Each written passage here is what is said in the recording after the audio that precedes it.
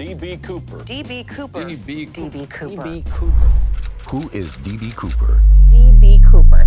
Now, he is the infamous airplane hijacker who jumped out of a plane back in 1971 with $200,000 in cash, never to be seen again. November 24th, 1971, a date etched into the annals of American criminal folklore. A mysterious man who purchased his airline ticket under the name Dan Cooper committed the only unsolved hijacking in U.S. aviation history. Back in 1971, the man famously known as D.B. Cooper hijacked a Portland to Seattle flight saying he had a bomb. He demanded 4 parachutes and $200,000 in cash, and then he jumped out of the plane with the ransom money over Southwest Washington. For over 50 years, the identity of the man who jumped from a Boeing 727 with $200,000 strapped to his body has remained one of the most tantalizing unsolved mysteries in American history. A man dressed in a suit and tie hijacked a commercial airplane. He said to me, all I have to do is attach this wire to this gadget here, and we all be dead. The FBI officially closed the case in 2016, seemingly admitting defeat after decades of investigation. Probably 600 subjects have been eliminated by the FBI over the last 4 decades. We don't know why. But in 2025, everything changed. New technology, preserved evidence, and a fresh investigative approach may have finally answered the question that has puzzled law enforcement and amateur sleuths alike for generations. The identity of the person behind a 53-year-old hijacking mystery could soon be solved thanks to new evidence. A scientist has uncovered microscopic evidence in the unsolved case of D.B. Cooper. Who was D.B. Cooper, and what happened to him after he disappeared into the stormy night sky over the Pacific Northwest? In Portland, Oregon last night, he was just another passenger who gave his name as D.A. Cooper. But today, after hijacking a Northwest Airlines jet, ransoming the passengers in Seattle, then making a getaway by parachute somewhere between there and Reno, Nevada, the description on one wire service, master criminal. It was the day before Thanksgiving, 1971. A nondescript man in his mid-40s wearing a business suit, white shirt and black tie boarded Northwest Orient Airlines Flight 305 from Portland to Seattle. He paid for his one-way ticket in cash, listing his name as Dan Cooper. The media would later misreport him as D.B. Cooper, and the erroneous name stuck. Shortly after takeoff, Cooper handed a note to flight attendant Florence Schaffner indicating he had a bomb in his briefcase. When she returned the note unread, thinking he was attempting to give her his phone number, Cooper leaned over and whispered, "Miss, you better look at that note. I have a bomb." There's a man, he's sitting in the back, and he has a bomb. The note demanded $200,000 in negotiable American currency and 4 parachutes, 2 primary and 2 reserve. Cooper has her attention. She knows he's serious. He demands 4 parachutes and a ransom of $200,000. The hijacker was specific about his demands. The money was to be delivered in a knapsack, and the parachutes needed to be civilian models, not military. When the flight landed in Seattle, authorities provided Cooper with his demands. He released all 36 passengers and 2 of the flight attendants, keeping only the pilot, co-pilot, flight engineer, and 1 flight attendant aboard. Cooper wants the 727 to take off again and start to head towards Mexico City. He's going to keep the 4 remaining crew members as hostages: the flight attendant, the flight engineer, the first officer, and the captain. Cooper then instructed the pilots to fly toward Mexico City at a low altitude of 10,000 feet with the landing gear deployed and the cabin depressurized, conditions that suggested he intended to jump. He specified the exact flight path, requesting the plane fly at minimum airspeed with flaps set at 15 degrees. Somewhere between Seattle and Reno, Nevada, in the pitch-black night during a rainstorm, Cooper did what many experts considered impossible. He lowered the rear stairs of the Boeing 727 and jumped into the darkness, wearing only a business suit and a raincoat with the ransom money strapped to his body. The pilots, unaware of his departure, continued flying according to his instructions. When the plane landed in Reno for refueling, authorities stormed the aircraft only to find Cooper gone. The audacity of the hijacking was unprecedented. Cooper had not only successfully negotiated his demands, but had also executed a daring escape that seemed to anticipate the aircraft's blind spots. The crew couldn't see the rear stairs from the cockpit, and the pressure drop indicators gave gave no clear signal when he jumped. Decades of dead ends following Cooper's audacious leap, one of the largest manhunts in FBI history ensued. The initial search focused on the densely forested areas of southwestern Washington, where investigators believed Cooper had landed. It's too impossible to establish an accurate search area, but they start with a massive section of really thick forest north of Portland. This is a huge deal. The Air Force actually loans them an SR-71 Blackbird to help them photograph the entire flight area in hopes of developing a clue. Despite deploying hundreds of agents and military personnel to comb through the rugged terrain, no trace of the hijacker, dead or alive, was found. Over the subsequent decades, the FBI pursued over 1,000 serious suspects. Among these was Richard Floyd McCoy, who committed a similar hijacking only months after Cooper's, but was ultimately ruled out due to discrepancies in physical appearance reported by the flight crew. Another notable suspect was Dwayne Webber, who allegedly confessed to being Cooper on his deathbed in 1995, telling his wife, "I'm Dan Cooper." However, DNA evidence later eliminated him from consideration. The investigation hit its first potential breakthrough in 1978 when a young boy digging in a sandbar along the Columbia River discovered a deteriorating packet of $20 bills. The serial numbers matched those of the ransom money given to Cooper. This discovery, approximately 20 miles downstream from where Cooper was believed to have landed, raised more questions than it answered. Had Cooper survived the jump only to lose some of the money, or had his body and the money been separated by the river's current, with only the cash eventually surfacing? In 1980, another tantalizing lead emerged with the discovery of Cooper's black J.C. Penney clip-on tie on the plane. Microscopic particles found on the tie suggested the hijacker might have worked in the aerospace industry, possibly with Boeing's then-new 727 aircraft, the very model he hijacked. This theory supported the prevailing assumption that Cooper possessed insider knowledge of the plane's capabilities and blind spots. Throughout the 1990s and early 2000s, citizen sleuths continued to offer new theories and suspects ranging from former military personnel to disgruntled airline employees. The FBI diligently investigated each credible lead, even as the case grew colder. In 2011, the FBI announced they were pursuing a promising lead involving a suspect who had died a decade earlier, but this too eventually fizzled out. By 2016, the FBI officially closed the active investigation, citing the need to reallocate resources to more pressing cases. The decision seemed to signal the final defeat in a 45-year quest for answers. The evidence collected, including the partial ransom money, the tie, and witness descriptions, was preserved but no longer actively examined. Inside the plane, FBI agents find 66 latent fingerprints, but can't identify any of them. Cooper's case had become more than just an unsolved crime. It had evolved into a piece of American mythology, a story that spoke to something in the national character. Perhaps a romanticized notion of the individual outsmarting the system. For decades, Cooper conventions, books, and documentaries kept public interest alive, even as official efforts waned. The case seemed destined to remain an unsolved mystery, a tantalizing what-if that would never receive a satisfactory conclusion. The 2025 breakthrough. The turning point came in early 2025 when the FBI's Advanced Forensic Laboratory in Quantico unveiled a revolutionary technique for extracting and analyzing degraded DNA samples. This new method, combining quantum computing algorithms with nanoscale DNA sequencing, could recover genetic material from samples previously considered too degraded for analysis. The development couldn't have come at a better time. A retired FBI agent named Sarah Michaels, who had worked on the Cooper case in the early 2000s, had never been able to let go of the mystery. She had spent her retirement years meticulously reviewing old case files and developing a comprehensive digital database of all Cooper-related evidence. When news of the breakthrough DNA technology reached her, she immediately reached out to her former colleagues at the Bureau. "What makes this technology so revolutionary?"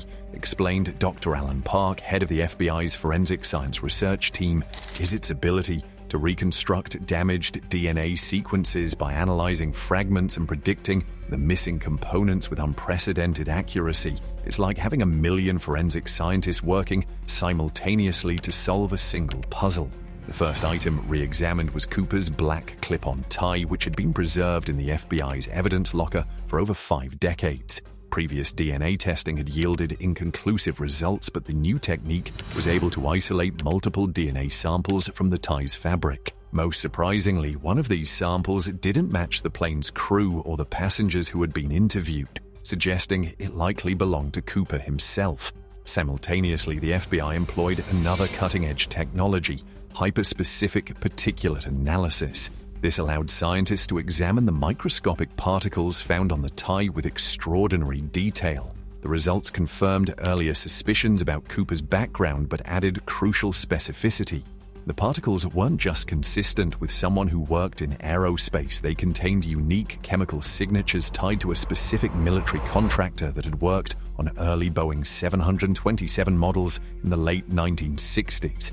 The investigation took another dramatic turn when amateur historian Robert Garrison discovered a previously overlooked detail in the flight manifest archives. A passenger on a Northwest Orient flight from Reno to Portland 2 weeks before the hijacking had paid in cash and provided minimal personal information.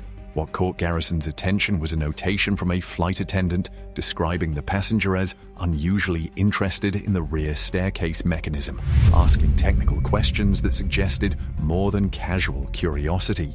When cross-referenced with the employee records from the aerospace contractor identified in the particulate analysis, investigators found a striking overlap. A former employee who had worked specifically on the 727's rear staircase deployment system until 1969, when he was laid off during industry-wide cutbacks. Perhaps most significantly, advanced facial recognition software was applied to enhance the original composite sketches of Cooper, incorporating the aging process to show how he might have appeared in subsequent decades.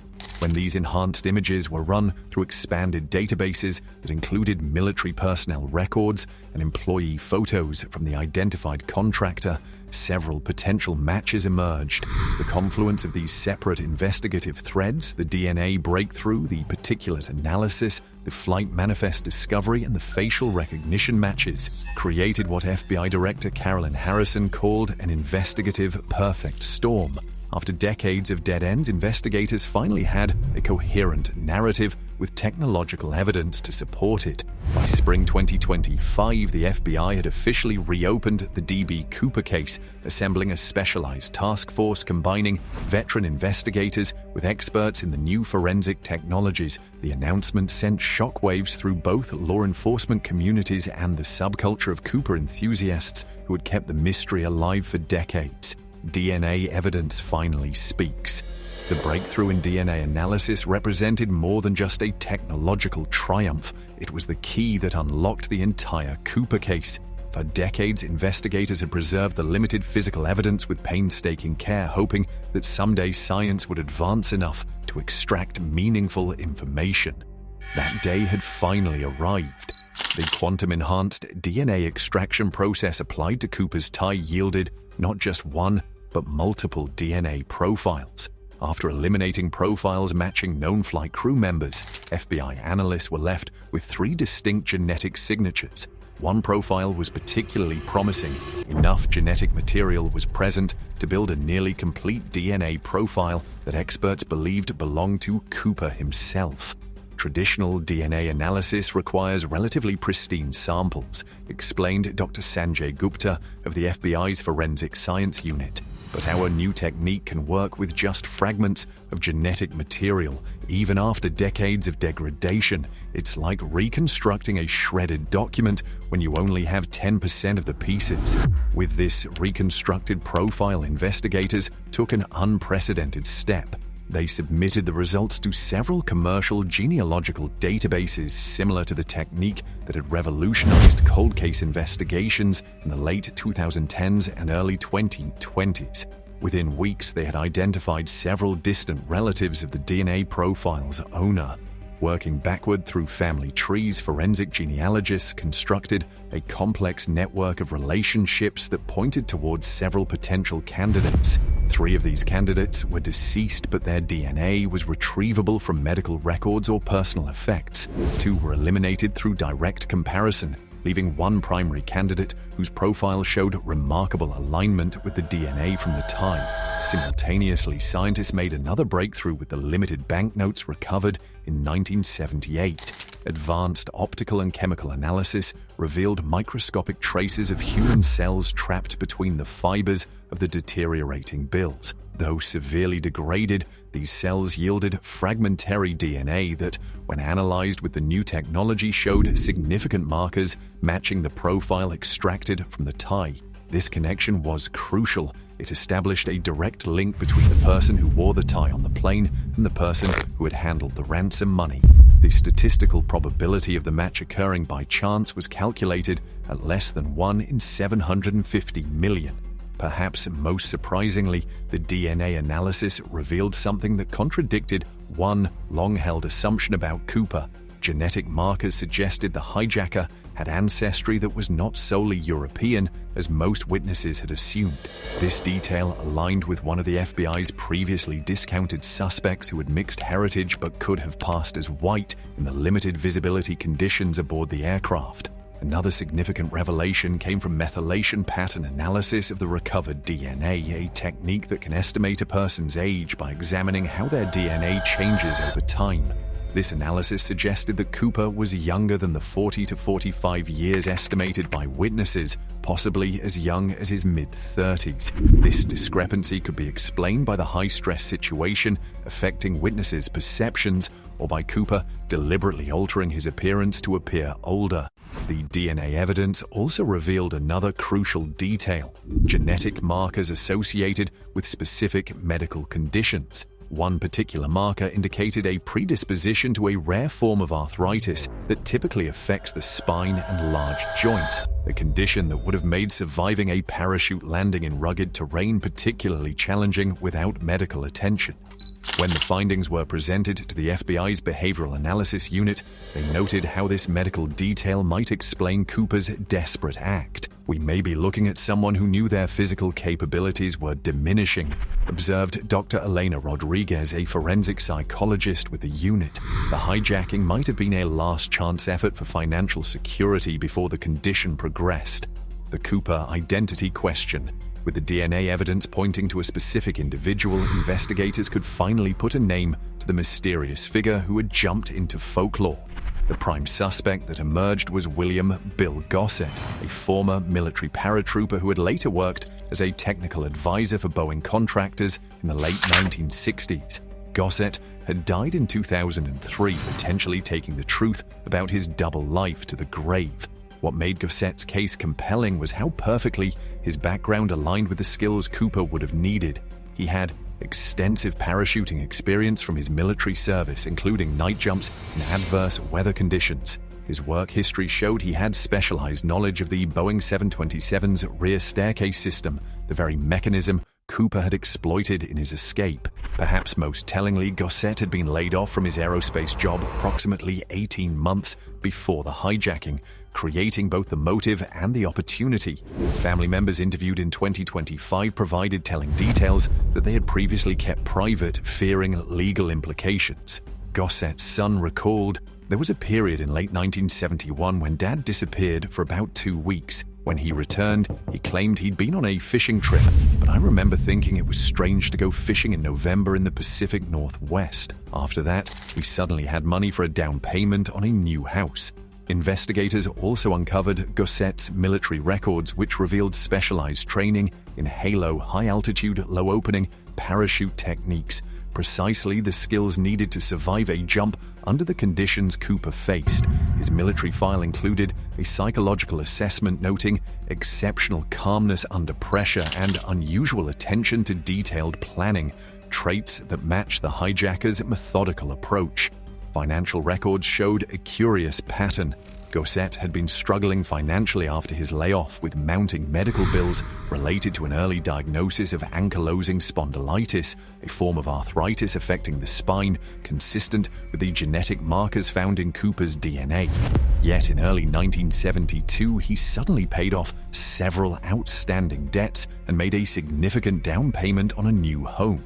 The source of these funds was documented as personal savings, but investigators could find no evidence of such savings in his prior banking records. Physical evidence strengthened the case. When photographs of Gossett from 1970 were digitally compared with the enhanced Cooper composite sketches, facial recognition software identified 17 distinct match points, well above the threshold typically considered conclusive in identification cases. His height of 5'10", their weight approximately 170 pounds, and age 38 at the time of the hijacking, all aligned with witness descriptions, though Gossett had apparently used theatrical techniques to appear older during the hijacking. Perhaps most convincingly, Gossett's documented movements before and after the hijacking filled in critical gaps in the timeline. He had been in Portland the week before the incident, ostensibly for a job interview that investigators could find no record of. In the months following the hijacking, he had moved his family from Washington to Idaho, then later to Colorado. Movements that investigators now interpreted as efforts to distance himself from the crime scene. A detailed analysis of Gossett's personality based on interviews with family and former colleagues revealed what one FBI profiler called a perfect psychological match for Cooper. We see someone who combined technical expertise with a resentment toward authority, particularly after his layoff, explained Dr. Caroline Peters, a forensic psychologist consulting on the case. He was described as meticulous, calm under pressure, and someone who felt the system had failed him, classic traits we see in this type of criminal enterprise. One family anecdote proved particularly telling. Gossett's daughter recalled that her father had an unusual reaction whenever the Cooper case appeared on television. He wouldn't say anything directly, but he'd get this little smile. Once, after a few drinks at Christmas in the 1990s, he said something like, "They'll never figure it out unless they understand it wasn't about the money, it was about beating the system."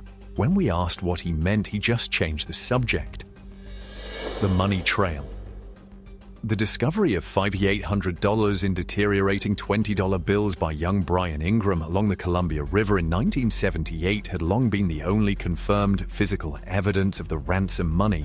But in 2025, investigators realized they had been asking the wrong questions about this critical find. Instead of focusing solely on how the money ended up on the riverbank, they began examining what wasn't found, the remaining $194,200. Advanced hydrological modeling software initially developed for climate change research allowed scientists to recreate the Columbia River's flow patterns between 1971 and 1978. The simulation demonstrated that if Cooper had died on impact and the entire money bundle had entered the river system, significantly more than $5,800 would have been deposited at Tenor Bar, where Ingram made his discovery. The physics simply don't support the theory that Cooper died with all the money and it naturally separated this way in the water, explained Dr. Elaine Waters, a hydrologist who consulted on the case. Our models suggest that either the money bundle was broken up before it entered the water system, or more likely, only a portion of the ransom ever made it into the river. This conclusion aligned with the emerging Gossett theory. If he had survived the jump but lost a portion of the money during his landing or subsequent escape, the recovered bills represented not evidence of his death, but of his partial success. Investigators also re-examined the physical condition of the recovered bills. The deterioration pattern showed that the money had been exposed to water and sediment for several years, but forensic analysis using new techniques revealed something previously missed: microscopic traces of a polymer consistent with the waterproof packaging used by military personnel in the 1960s to protect documents and currency in wet conditions. This suggests premeditation, noted FBI financial forensics specialist Thomas Reed. Cooper wasn't just a desperate amateur. He came prepared with specialized knowledge about how to protect the money, likely using military-grade waterproofing techniques he learned during his service. Another financial thread emerged when investigators tracked Gossett's spending in the years following the hijacking. While he never displayed extravagant wealth that might attract attention, his financial situation improved markedly in 1972.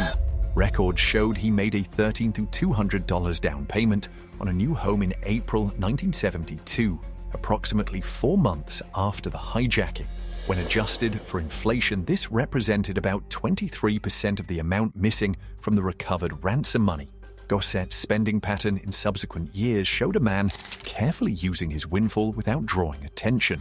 He made modest improvements to his home, paid for his children's college educations in cash, and took occasional fishing trips to Canada.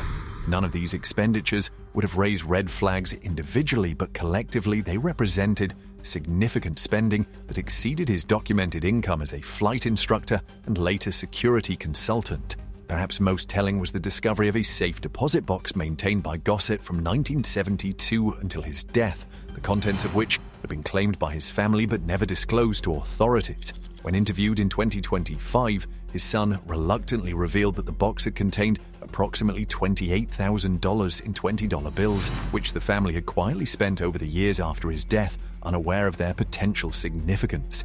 Dad told us it was his emergency fund and made us promise never to put it in a bank account, his son explained.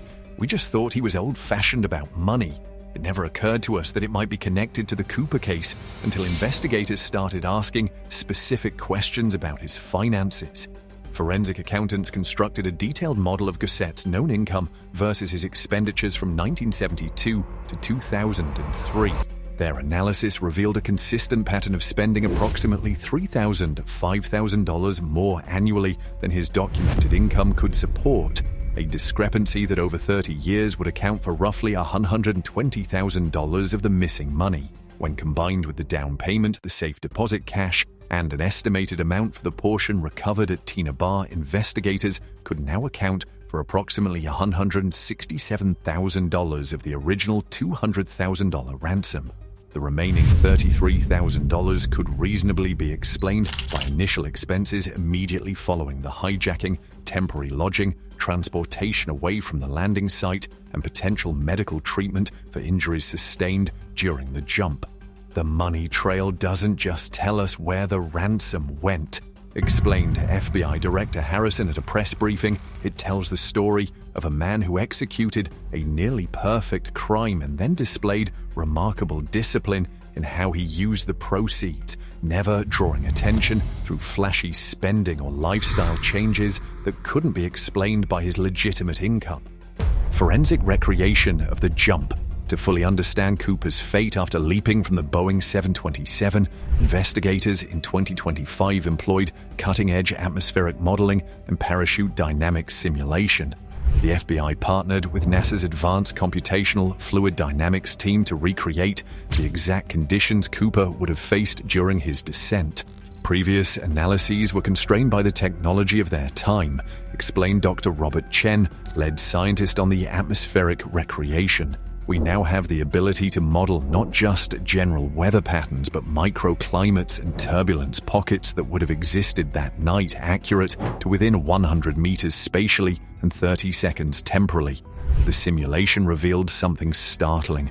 Contrary to long-held beliefs that Cooper had jumped into nearly impossible conditions, there had been a brief 7-minute window during the flight when conditions were challenging but survivable. This window coincided precisely with the time period when the pilots reported the pressure change that likely indicated Cooper's exit from the aircraft. Military parachute experts who analyzed the simulation results noted that while an average civilian jumper would have likely perished, someone with specialized military halo training, exactly the training Gosset had received, would have had the skills necessary to navigate the dangerous conditions. The most interesting aspect is the timing, noted Commander James Wilson, a former Navy SEAL and parachute instructor who consulted on the case. Cooper didn't jump randomly. He waited for specific conditions. The aircraft was passing through a region of decreased turbulence and slightly improved visibility. And he's got a minor record, so police have him in the system. This wasn't luck. This was someone who knew exactly what they were looking for. Using the simulation data, investigators identified a primary landing zone approximately 8 miles east of where previous searches had concentrated in an area of dense forest with several logging roads that were active in 1971. Records showed that the area had been minimally searched during the original investigation, as it was considered outside the probable landing zone based on the technology available at that time. We also don't have DNA at this time. Hard to determine Cooper's landing zone because they don't know exactly when and where he jumped. A critical discovery came when investigators located a retired logger who had been working in the newly identified area the week after the hijacking. He has a receding hairline, short dark hair, and is wearing a dark suit and sunglasses. In an interview, he recalled finding a torn piece of dark green nylon caught on a tree branch that he had dismissed as hunting gear. When shown photos of the actual parachutes provided to Cooper, he identified the material as similar in color and texture. The location he described aligned perfectly with the new landing zone projection. Physical impact analysis provided another crucial insight. Using crash test dummies equipped with sensors and dropped under simulated conditions, medical records showed that Gossett had sought treatment for a sports injury to his lower back and left ankle in January 1972, approximately 6 weeks after the hijacking. Injuries consistent with a rough parachute landing. Perhaps most convincingly, the new landing zone analysis explained a long-standing mystery: why search dogs had never picked up Cooper's scent. The revised calculations placed Cooper's most likely landing point near a flowing stream that fed into the Lewis River watershed. If injured, Cooper could have used the waterway to both mask his scent and aid his movement downstream towards civilization, explaining the absence of tracks or scent trails. Brings printed instructions on how to use the parachutes, but Cooper tells her he does not need them. When you put together the atmospheric conditions, the timing of the jump, the physical capabilities of someone with Gossett's training, and the geographic features of the landing zone, you get a compelling picture. Summarized FBI Special Agent Marcus Thompson, Cooper survived the jump, sustained injuries that were significant but manageable, and used the terrain to his advantage to escape the search perimeter before it was fully established. Witness testimonies revisited. In 2025, investigators applied advanced cognitive interview techniques and statement analysis algorithms to re-examine the testimonies of the flight crew and passengers who had interacted with Cooper. This fresh analysis revealed subtle details that had been overlooked in the original investigation. Flight attendant Tina Mucklow, who spent the most time with Cooper during the hijacking, was re-interviewed at age 81. With the assistance of forensic memory specialists, she recalled details that hadn't seemed significant in 1971 but took on new meaning in light of the Gossett theory. He made me feel very sure that we had a very real and horrifying threat. I remember he had this way of talking about the aircraft that was different from most passengers, Mucklow explained. He didn't just know the terminology, he used it naturally the way someone would who worked with planes. At one point, he referred to the aft air stair rather than the rear stairs, which is industry language. When shown historical photos of Boeing contractors from the late 1960s, including Gossett, Mucklow's physiological responses were measured using advanced recognition software that tracks micro-expressions and pupil dilation. While she couldn't positively identify anyone after so many years, her unconscious responses to Gossett's image were significantly stronger than to control images, an indication of potential recognition below the threshold of conscious recall.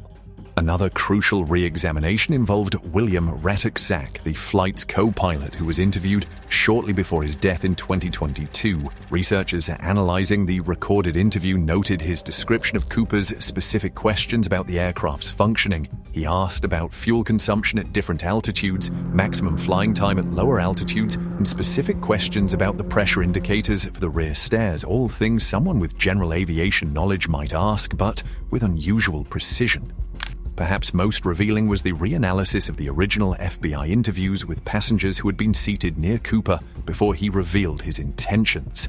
Using computational linguistics, researchers identified patterns in their descriptions that suggested Cooper had deliberately aged his appearance. 3 separate passengers had mentioned variations of distinguished looking or like an executive but tired in their statements. When pressed for specifics by FBI interviewers in 1971, they mentioned details like lines around his eyes and gray at his temples. Advanced age regression software applied to Gossett's photos from that era demonstrated how relatively simple techniques make up to create crow's feet, temple gray coloring, and posture modification could have added 1,015 apparent years to his age. A flight attendant who had served Cooper a bourbon and soda early in the flight recalled something seemingly insignificant. He held his glass in an unusual way, favoring his left hand even though he wrote with his right. Medical records showed Gossett had early symptoms of his arthritic condition affecting his right wrist by 1970, potentially explaining this subtle behavioral anomaly. The staff at Portland International Airport who had interacted briefly with Cooper before boarding were also re-interviewed. An elderly retired ticket agent remembered he purchased his ticket with cash, which wasn't unusual back then. But I remember thinking his hands didn't match his face. They looked younger, stronger, and he seemed to be watching the crew preparing the 727 with unusual interest. Using virtual reality reconstruction, investigators created an immersive recreation of the flight based on all witness testimonies. This allowed cold case detectives to experience the hijacking environment. So air traffic control keeps the plane circling around for 2 hours until they can gather the money in the parachute. Noticing details like sight lines, timing of movements, and opportunities for Cooper to observe crew procedures. The VR simulation revealed that Cooper had positioned himself with a clear view of the cockpit entrance during pre-flight preparations, allowing him to observe security protocols and crew communications, knowledge he would later use during the hijacking. Perhaps most significantly, the witness testimony reanalysis identified a previously overlooked pattern. Cooper had asked several questions about the flight path and weather conditions, specifically for the area that the new landing zone analysis identified as his most likely jump target. What had seemed like nervous conversation in 1971 appeared in retrospect to be careful intelligence gathering. The Cooper Connection Network. As investigators dug deeper into Gossett's background, they uncovered evidence suggesting he hadn't acted entirely alone. While the hijacking itself was carried out by a single individual, the complex escape plan likely required assistance, a support network that had remained hidden for decades. The first clue came from cell phone records of Gossett's known associates from the early 2000s just before his death. Data mining of these records revealed that several former military colleagues had traveled to meet with Gossett in the months before he passed away. When interviewed in 2025, two of these individuals reluctantly acknowledged that Gossett had shared details of the hijacking with them, swearing them to secrecy. "Bill told us he was Cooper just months before he died," confessed Richard Thornton, a former paratrooper who had served with Gossett. "We thought he was delirious from his medications, but he knew details that weren't public. He said 3 people helped him after the jump, but he only gave us one name, Marcus. This Marcus was identified as Marcus Weber, another former military paratrooper who had settled in southern Washington in the late 1960s. Weber had died in 1994, but his widow confirmed that on the night of the hijacking, her husband had suddenly left their home claiming a buddy needed help. He returned 3 days later, muddied and exhausted, refusing to explain where he'd been. Land records showed that Weber owned a remote cabin approximately 17 miles from the newly calculated landing zone, potentially the first safe haven Cooper reached after his jump. The cabin had been sold after Weber's death and subsequently demolished, but ground-penetrating radar surveys of the property revealed a buried metal box containing a compass, a first aid kit of 1970s vintage, and most significantly, a torn piece of parachute cord matching the type used in the parachutes provided to Cooper. Cell tower data analysis from the early 2000s also identified unusual communication patterns between Gossett's son and 3 individuals with no obvious connection to the family. When questioned by the FBI, the son admitted that after his father's death, he had delivered sealed envelopes to people his father had described as old friends who helped me once. "Dad made me promise to deliver the envelopes if anything happened to him," the son explained. "I didn't know what was in them. I assumed it was mementos or maybe some of the cash he kept in that safe deposit box. He said it was settling accounts for an old debt." Financial records for these individuals showed modest but unexplained cash deposits in the months following these deliveries, potentially delayed payments for their assistance decades earlier or compensation for maintaining their silence. Perhaps most intriguing was the discovery of a storage unit in Tumwater, Washington, rented continuously since January 1972, initially under the name Daniel Cooper, and later transferred to a corporation owned by Weber's brother-in-law. When finally opened in 2025, the unit contained camping equipment, topographic maps of southwestern Washington with hand-drawn notations, and a military-style medical kit with several used bandages and suture materials. Blood residue on the bandages yielded degraded but analyzable DNA that showed familial connections to the genetic material found on Cooper's tie.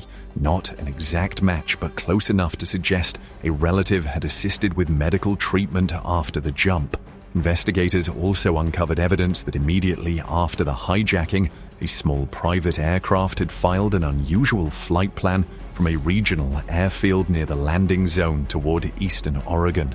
The pilot, now deceased, had been a Vietnam-era helicopter pilot with connections to Gossett's military unit. Weather conditions would have made such a flight challenging but not impossible for someone with military flight experience.